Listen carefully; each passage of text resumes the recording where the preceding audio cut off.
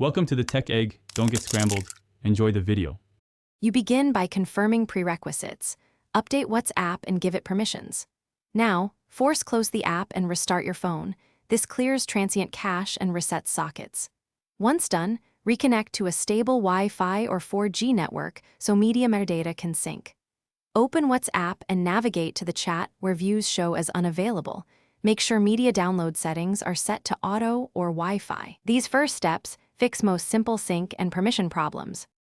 Next, dig into deeper fixes.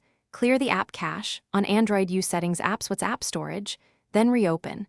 On iPhone, reinstall if cache persists because iOS lacks manual cache clearing. Once reinstalled, re-enable media auto download so thumbnails and view counts rebuild. Also check device storage. WhatsApp may refuse to index files if space is low. Free at least 10% so media processing runs smoothly. These steps rebuild the media database and restore view availability. Finally, verify whether the other person enabled disappearing messages or tighten privacy. That can cause views to show unavailable. If the problem persists, restore a recent backup to recover missing metadata. Make sure the backup date is before the issue started. If restoring fails, collect app logs and contact WhatsApp support. Explain steps you tried and include timestamps. One key troubleshooting tip: try a different phone with your account if views appear there. It's a device-specific problem, not your account.